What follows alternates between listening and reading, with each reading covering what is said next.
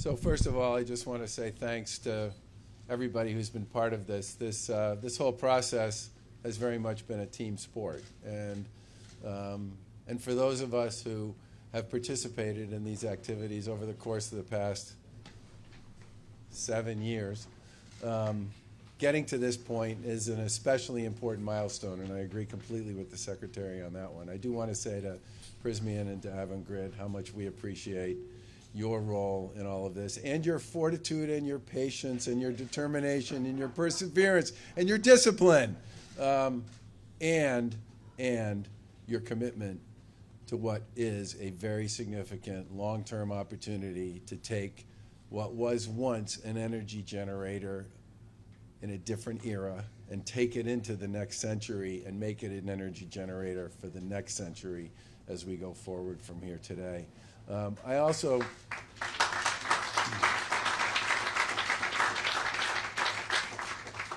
It's also nice to see many members of the legislature here. It's good to see Representative Schmidt and Howitt and Representative Haddad and Senator Montigny. Excuse me, Senator Pacheco. Sorry. It's the mask, okay? It's the mask. As well as Representative Roy. The role that so many of you have played in getting us to this point has been profound, important, and significant, and obviously we look forward to continuing to build on the work that's been done so far. I do have to say that I did not know that Prysmian made cables down here, and that makes this opportunity to build cables here for out there a particularly significant and important opportunity. And I think in some ways, one of the biggest challenges we will all face as we go forward from here is figuring out how to get the generation to where it needs to go. And I think that will be the next interesting team sport, right? Once people actually start building some of this stuff. And as we all know, right down the street in New Bedford, at the commercial terminal there will be a significant amount of activity going on as well. And I think if we can just make sure that we continue to treat this as a team sport, to continue to understand the roles and responsibilities that we all have as state officials, as local officials, and as industrial participants in this, this can really become a major part of how we build a great infrastructure, a great job-creating enterprise, and a clean energy solution for the 21st century. And the final thing I want to say is I do think in some respects the industry has bought into the opportunities associated with wind, the investments that are being made, the enthusiasm that's being demonstrated, the capital that's being committed. And I think if we continue to play our cards well, we can make a very big investment in the Commonwealth and in this region going forward, and support a lot of activity in deep water up and down the Atlantic coast over the course of time. So thank you very much, and I'll turn it back over to the Secretary.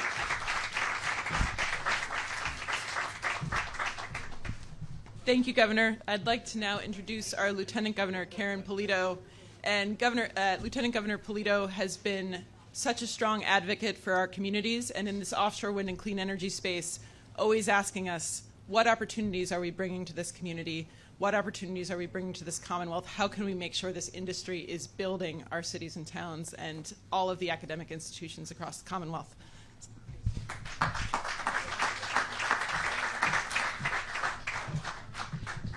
So good morning, everyone. It's great to be here. As usual, Secretary Katie ordered up extra wind for this event, and we're thrilled to be here. And I want to just start by thanking the governor for his incredible leadership to expand renewable energy here in our Commonwealth. I want to thank our partners in the legislature, many of whom are here. We worked very hard in collaboration with you to see these opportunities come. I want to thank Congressman Jake Auchincloss for being here. I'm sure you'll be hearing from him in a few moments. And I want to single out a member of your delegation in Chairwoman Representative Haddad. I've known...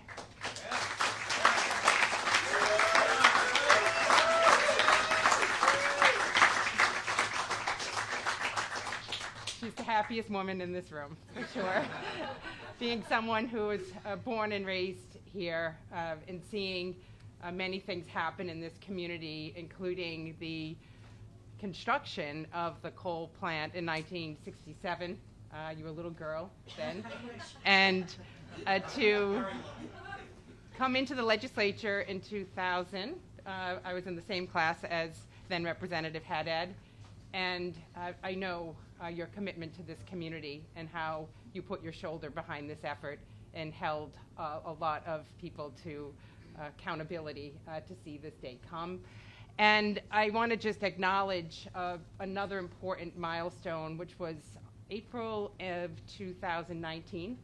I did watch the video. It was over in a second when the cooling towers were reduced to a rubble. And that video image was really not just symbolic, but illustrative of the end of an era and the beginning of a new one for our Commonwealth, but particularly for Somerset and the South Coast region. So congratulations to Representative Haddad.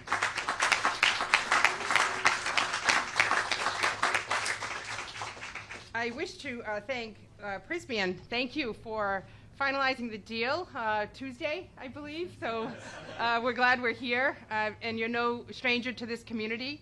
Just up the street in Dighton, having a cable manufacturing facility and to expand it here today is great news for this community and for this whole project. I also wish to thank the many people involved here, including just making sure that we continue to expand these options. And the message today is twofold from me. First of all, to the residents of the South Coast region, see yourself in offshore wind. For people that don't think they have the skills to be part of this industry, yes, you do. And we have a particular effort working with Mass CEC, working with 6 of our colleges and universities. In particular, I see UMass Dartmouth here in the house, Bristol Community College, setting up specific programs to design the kind of programs and credentials that match industry standards that will put people into pathways to gain the skills that are needed to build, to plan, and to ultimately operate and maintain the offshore wind farms on our shores. So there's a lot of opportunity for the people of this region, and I'm thrilled for you. I also want to engage and call out the businesses of this region, because you are specific to the success of the planning, building, and operations in the future with your supply abilities. And there are many businesses that are now part of a directory, I believe. I think Mass CEC is in the house. Mass CEC set up a directory. There's about 400 local businesses that are making it known what their capabilities are, and we'll continue to expand that and invite and reach out to businesses all throughout the South Coast and all throughout our Commonwealth to see yourselves in offshore wind. There are tremendous opportunities for people, for businesses, and for the South Coast region, and I couldn't be more proud of this opportunity to come forward. So congratulations to all of you. I see Councillor Ferreira also in the house today. Thank you very much for being here. Being someone who spends a lot of time here in Somerset, I know that you are very proud for this day to come as well. Congratulations to everyone.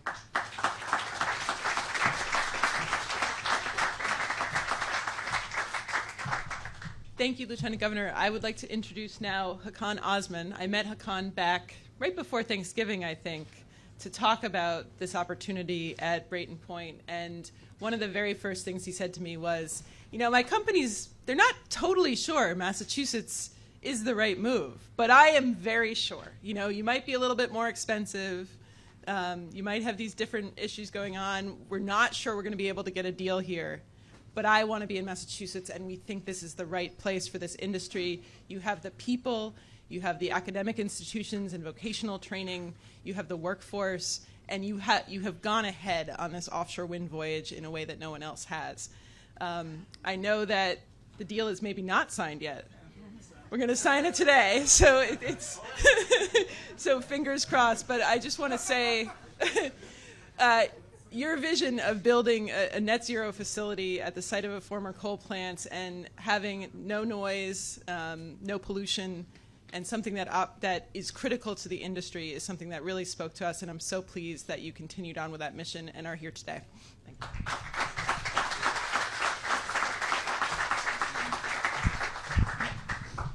Good morning. It's really exciting. It's exciting to be able to speak in front of Governor Baker, Lieutenant Governor Polito, and also the Congressman Jake. Oaken class. I'm sorry if I'm mistaken with the names. I apologize, but also the Representative Patricia Haddad, which I have to say, when we were having trouble with the deal, she gave us motivation and support, and she insisted. And when she insisted, we insisted. I have to say, I thank you very much for that. I really. And Chairman Lorne Lawless and Senator Mark Pacheco. So I have to say, I'm working on this deal internally with our company. As Katie said, it was really very difficult internally to convince to come because all the industries are looking for low cost. And we have about 20 plus plants in the US, but we have a very good experience. I had a very good experience here in Dayton. Very good people, very skillful people, and they were 30 years, 35 years working in the same plant. And they were insistent and consistent, so I was so happy how they performed. And on the other hand, you have technology, and we are bringing technology. And we are bringing technology that in the US still doesn't exist. This is submarine, high-tech cables. So we are going to create also with this industry another expansion on the laboratories, because we need labs, we need testing, we need R&D, research and development centers. And we have MIT here, we have good schools here, we have good connections here. So I think it is the right place to do it. It is a good experience that we had, but more than this, there is also the opportunity of the wind and the energy transition which is happening in the world, which is also happening in the US. And I'm really excited for that because I think the biggest advantage of being here in the US is that when something economically makes sense, nothing stays, everything goes. Everyone is investing in it, everyone is happy with it. It has to be economically viable. If it's not economically viable, it doesn't work. So you can force it with incentives, you can force it with whatever. It doesn't work. So we have around 105 plants in the world. We are the cable manufacturing leader in the world in the technological cables. I work like 10 years in the US. I know I have worked in many different sectors in the US on telecommunication with the Verizons and the infrastructure, 4G, 5G. But I think one thing what Governor Baker said was extremely important. This is not the end, because when you do the offshore wind, you have to be able to transfer the energy where it's needed. So the infrastructure is next. I think that's the most important part. And we have, unfortunately, we were in the US the first who invested into the infrastructure. There is an aged infrastructure, so the infrastructure has to be upgraded. But the good part is also that Europe started with 2 megawatts, 3 megawatt towers. Now we are talking about 15 to 18 megawatt towers. So this is going to shrink the area that is required on the oceans, and this is going to create also higher energy, let me say, production. So I'm really excited because we have been on a long journey, and the last 2 days I haven't slept because we did a long negotiation to come to a conclusion, and finally we came. And I'm very excited that we will have here with our neighbors. We are going to explain to our neighbors. We are going to embrace them. We need them. We need also the skillful engineers that we are going to train, and we need about, I think it will be about 250 people that we will need. I'm talking about direct people. This will create also additional jobs in the periphery. and this investment is going to be between, I think, about 250 million, but no investment stays with 250. Raw material prices are going up, everything goes up. I think we will come about 300 million investment at the end. And this is going to be, I think, a significant milestone. We will do an investment that can be easily expanded. The capacity can be tripled. So I don't want to take much of your time. I'm very excited. I can talk like, hours, but I'm really happy. I thank you very much for all the support you have given, and I really appreciate and to have come to this point. Thank you.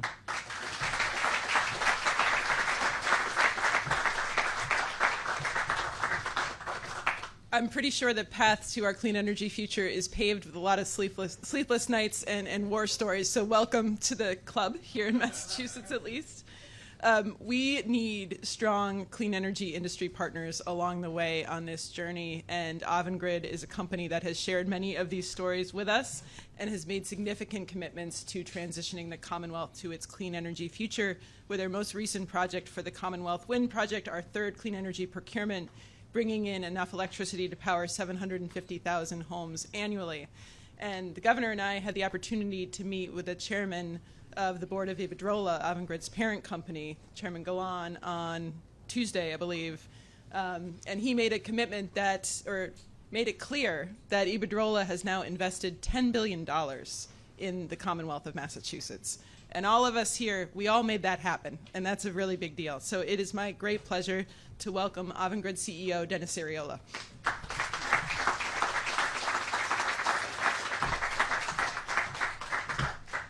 Thank you very much, Secretary. And I got to tell you, when my chairman talked about the $10 billion, I was a little nervous. I didn't know it was that much, but look, it's great to be here. And when you look at the people that are here, a lot of you I haven't had a chance to meet with, but a lot of you I've seen at the awards and recognition of events that we've had, and it's exciting. And it's exciting not just because of what we're going to be doing here. It's exciting because of this industry that Massachusetts really had the courage to get started. And so Governor Baker and Lieutenant Governor and Secretary and everybody else that's been involved in this, as well as Representative Haddad, your story of your commitment to this community and wanting to make sure that it wasn't left out of this new burgeoning industry is really inspirational. Chairman Lawless and Senator Roderick, I know that you're here as well, and that there are a lot of people that have touched this. But Governor, as you were talking about, it takes a team. I was thinking, okay, what kind of team would this be? What kind of sport would this be? And I think with the Olympics, it's not hockey, it's not team skiing, it's probably more like curling. And we don't watch curling very often, other than every 4 years, or at least I don't. You ready for this? Okay, stay with me here. The stones are heavy, right? And when you start a project like this, there are people that are carrying around these stones, not knowing where they're actually going to go. Then you have somebody that's got to let the stone go, and it's got to set it off in a direction. They have to have a vision.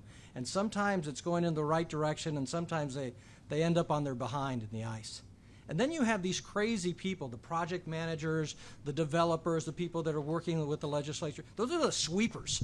And you don't know why sometimes they're sweeping frantically and sometimes they're not. Then all of a sudden the stone either comes in nicely and stops where you want, and sometimes it's right in the bullseye. And then another stone comes and knocks them over, and you've got to start all over again. Well, my job in all of this, I'm kind of the coach. The coach comes walking out, not doing anything, criticizing why you didn't leave it in the center, why you didn't do it faster, why you're spending so much money. But at the end of the day, it's really the team that gets the recognition. And I'm very proud to work for Avangrid. I'm proud to be working with people like Bill White and the others that have been at this for so many years, that we're finally going to see the fruits of all the labor. And Hakan, to you and your team, for your perseverance and your dedication. And I was getting updates of what was going on in your negotiations. Thank you, because the 250 jobs that are going to be created here that'll complement what's going on in the construction of Commonwealth Wind and Vineyard Wind, I think are really going to make a difference and continue to put Massachusetts in the limelight that it deserves, because the courage that you had, again, to really push this at a time when not very many people knew what offshore wind was. It was happening in other parts of the world, but not here in the United States. And I think many of you said, why not here? And why not do it in a grand way? Why not do it in a way not only that we benefit from the clean energy, not only that we benefit from the tax revenue and everything, but why not benefit from the jobs of the industry itself and all of the supporting jobs? And I think that's really what this is all about, of making sure that as we transition to a clean energy economy, that no one's left behind, that people that want to participate can be trained, they can earn a really good living, and they can be proud that they're changing the world. And so from Avangrid's perspective, we're going to be investing over $10 billion in offshore wind and in Massachusetts' clean energy economy, and we're proud to do it. And we look forward to seeing the groundbreaking that's going to take place here. We look forward to the jobs that are going to be created once Commonwealth Wind is finally approved and all the permits. And Governor, we were talking about the other day, we all collectively need to continue to push in Washington to accelerate these approvals so that we can get this stuff started sooner than later. So thank you very much for allowing Avangrid to be a part of this. We look forward to being a part of this community for decades to come. And Akan, again, to you and your team, congratulations and thank you.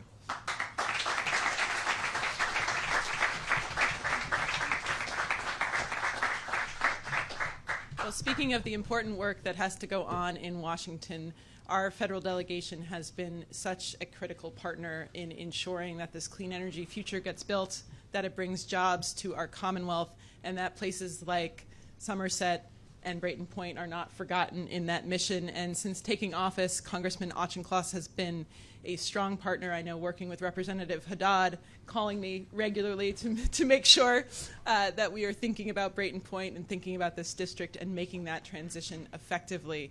He has also been instrumental in thinking through how we spend American Recovery Act dollars on ports and on those investments, and I know he's worked with our delegation here in the state as well on those issues. So it gives me great pleasure to introduce Congressman Auchincloss.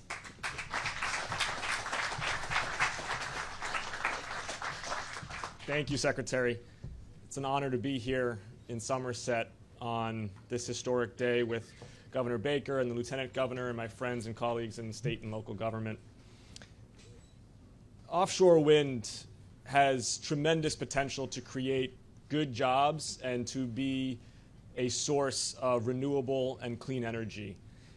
By virtue of the offshore wind potential in the Commonwealth, by virtue of the talent of our population, by virtue of the infrastructure that we have, this before and after picture here has the potential to be just the beginning of a clean energy transformation in Massachusetts that makes us the leader in the fastest growing industry in the United States, which is clean energy, creating more jobs than any other industry in the United States, and those good jobs can be created right here in Massachusetts. What we're seeing today is a testament to partnership. From President Biden, who has been streamlining the regulations and the permitting process that make these projects viable, to Governor Baker's and Lieutenant Governor Polito's far-sighted investment in economic development, to, of course, Representative Pat Haddad's persistence and long-term view of the potential of offshore wind for South Coast, we are seeing partnership in action here. We want our partners in the business community of Avangrid and Prysmian, we want you to be successful. We want you to see a return on your investment that makes you want to continue to invest here in the Commonwealth and continue to create good jobs in the Commonwealth and continue to create clean energy here in the Commonwealth. And we want the town of Somerset to know that business is here to be a partner, and all levels of government, we want to ensure that the town of Somerset is experiencing a higher quality of life and seeing the returns on this thriving new industry for themselves. At my level in Congress, we are meant to be investing in the infrastructure and the workforce development and the R&D that propels forward this industry. Through the American Rescue Plan, we unleashed money that Governor Baker and the State House have been using for workforce development including for the clean energy sector. Through the bipartisan infrastructure deal passed last fall, we have sent billions of dollars to the Commonwealth that we can use to shore up our electric grid, to invest in high-speed internet and rail and ports, all of which are a rising tide that can lift all boats, including offshore wind. And just last month with the America Competes Act in the House of Representatives, we have unleashed more than $300 billion worth of investments in science, in research, in development, in manufacturing innovation, all of which can make the United States the preeminent global player in science and in clean energy development. And I'm going to continue to be a champion for Massachusetts, for energy innovation going forward, because I know that, one, it's not just the right thing to do by the environment, but two, Massachusetts is primed to dominate this sector, not just here in the United States, but in fact globally. Secretary, I know that you're supposed to introduce Pat Haddad, but I just can't resist. I'm going to take that honor because Pat, is this your first time at Brayton Point, or do you tour around?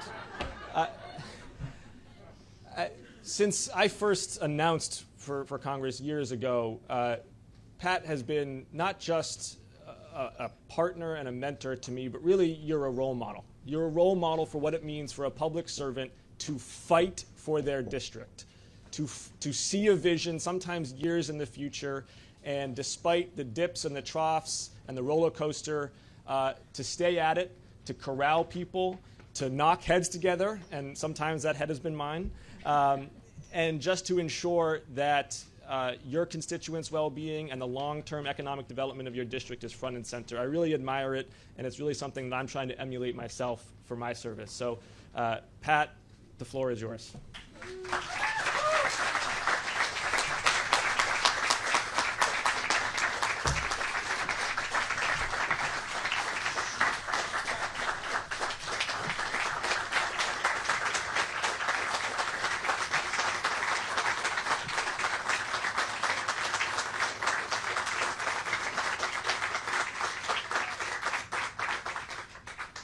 Wow.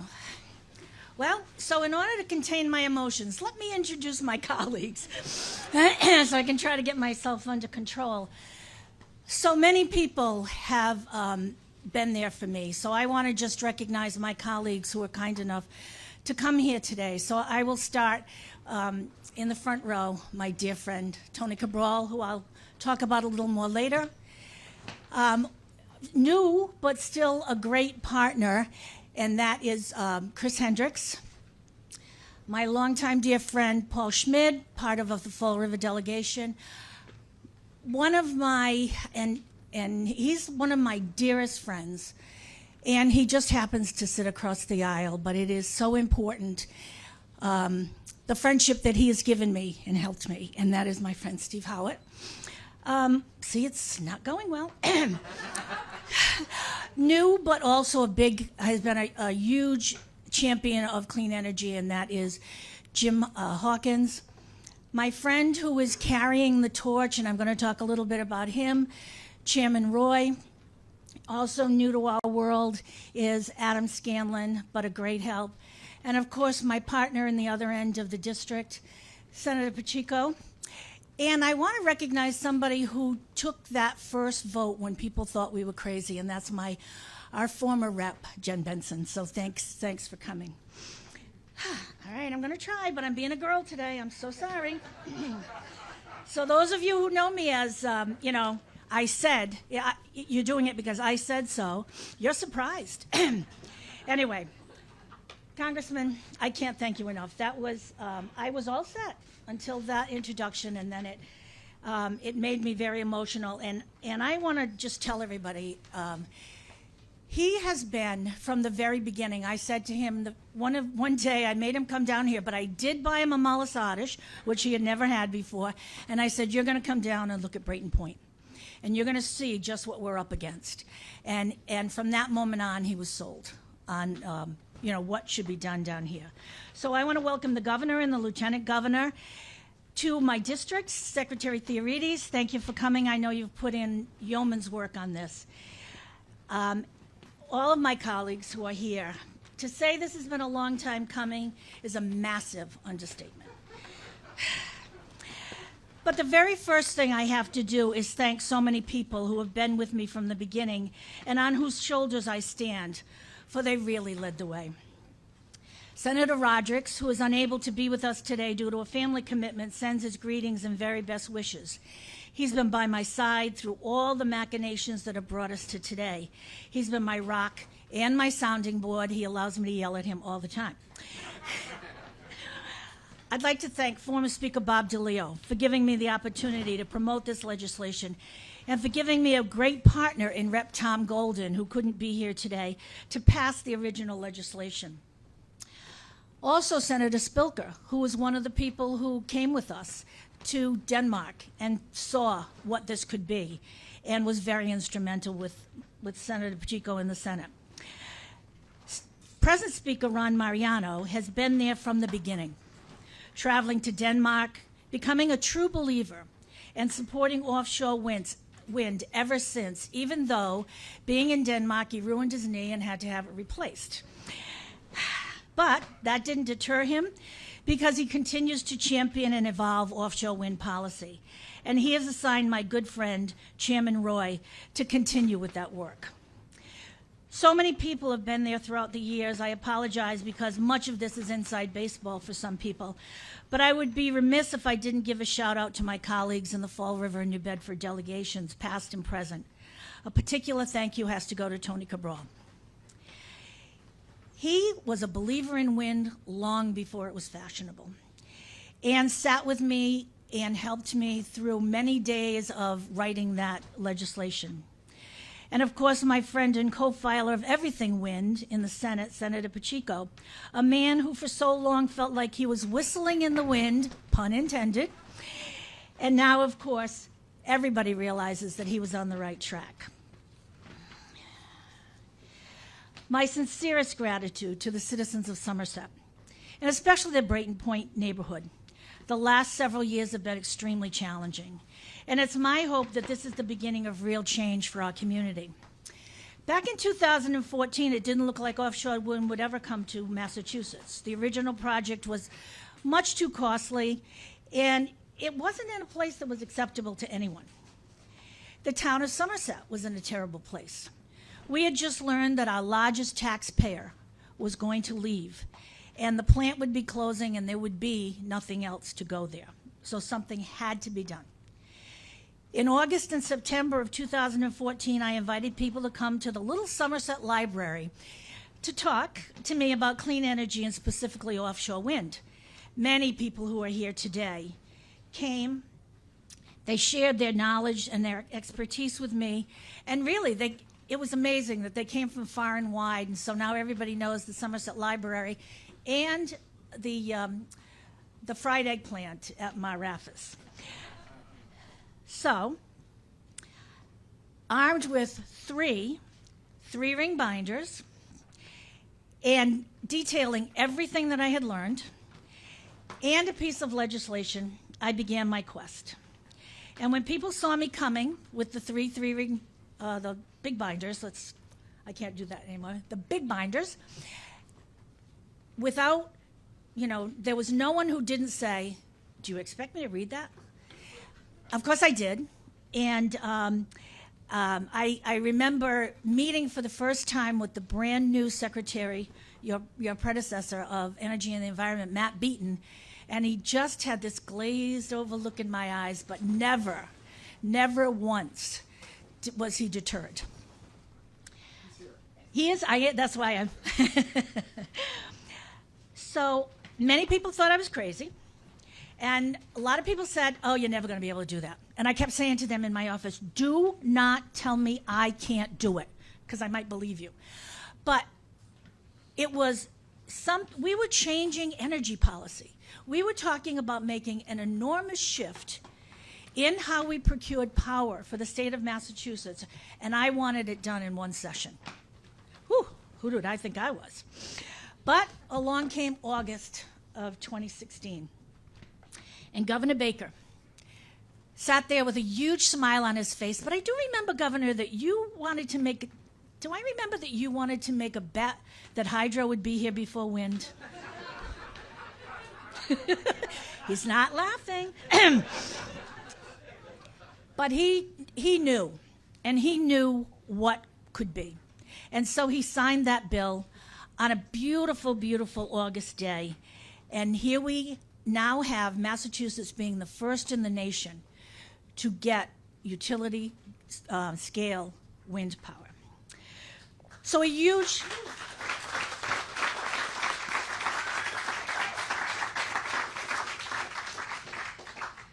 Because I'll just say that our previous governor didn't want to hear anything about this, so you're all right. So a huge thank you to everyone who made contributions large and small. And I want to throw out a couple of names. I've mentioned them, but I really need to mention them again. So I want to, I lost my page. Oh my God. Here it is. So I want to say some names, and you may or may not know them, but they were people who were there from the beginning in various capacities. Jim Smith, Jen Crawford, Matt Morrissey, Jen Menard, Paul Vigent, Matt Beaton, Bill White, Jen Gorky, Christian Scorzoni, Mayor John Mitchell, and Ken Raymond. All people who stood by me and kept pushing me and telling me that I could do it if I really wanted to. So, now looking to the future. The possibilities before us are amazing. I want to welcome the Prismium Group. Thank you for mentioning that what already people know, that I'm not beyond threatening people when I don't get my way. You have such an excellent reputation, and I so look forward to you and your company coming and being another part of my district, because as has been mentioned, they also have a small footprint in the town of Dayton. I wanted to say thank you to Avangrid. So many developers, and your parent company was one of them that helped me understand how important offshore wind could be to our community. So with us today also are many of our town leaders, and I want to recognize Chairman of the Board, Lon Lawless, and Kathy Souza here. And I want to recognize in the back of the room the people who will now become a big part of what's going to be happening here, and that's our labor unions and the men and women who are so skilled and ready to take up the cause. They're ready with Bridgewater, BCC, Massasoit, all of those schools to train and to make sure that we are here and ready. So I just want to briefly say it's going to be great. I know it's going to be great. You feel it's going to be great. And I hope that, as you said, the neighbors feel like this is going to be something for them, because nothing happens without people and friends.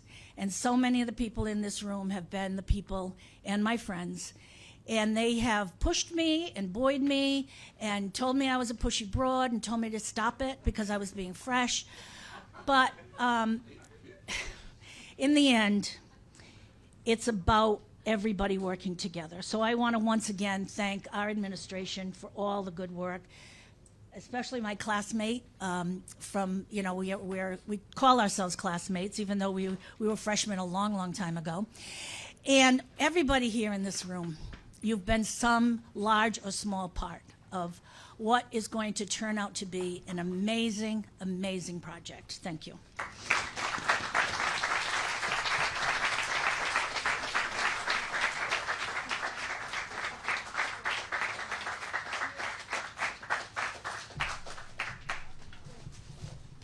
Well, thank you very much, Representative. I think it is clear to everyone the passion and stick-to-itiveness she has brought to this journey. I would like to now invite Lauren Lawless up, who's the chairman of the Somerset Board of Selectmen and will be a key partner in moving this forward. Is Lauren here? Maybe not. Has it changed? Okay, we're changing information. Oh. Oh, no. Would you? Okay.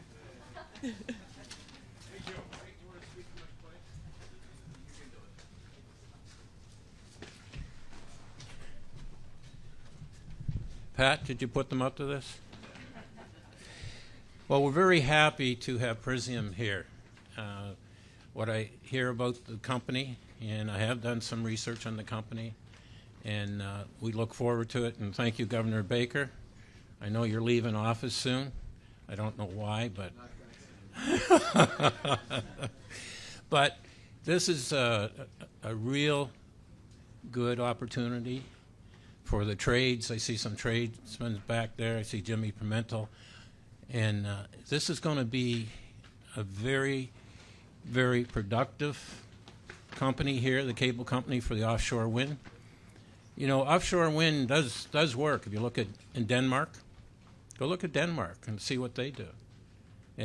Most of that is wind and other green energy.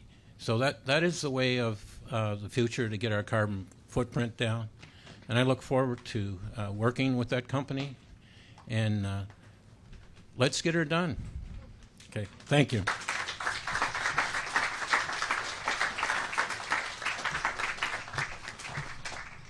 Well, I'm going to close us out. I think what you've heard today is a story that involved a lot of people, a lot of vision, a lot of dreams, a lot of really hard work and sleepless nights, to your point. I think we have a lot more of these stories ahead. I hope they don't all take quite as long. So we need to get a little faster at moving these stories ahead. But to think about what it means to act on climate change and to create a new industry and the jobs it opens up and the community investment it spurs and the idea that we can share this journey with our kids and inspire them to take steps along this pathway is really meaningful to me. I'd also like to give a shout out to my former boss who's here, Matt Beaton. He's gotten some, but we all stand on the shoulders of the people who have worked this vision before. And we have to sign the. Oh, thank you, Christian. I also have to give a quick shout out to Christian. I've never seen him cry. Representative Haddad made him cry. But he's someone who's been working behind the scenes on this entire industry for a long time, and those tears were probably well-deserved. So we're going to move now into the signing, and then we're going to take, I think we want everyone up here for pictures? Yeah, all right.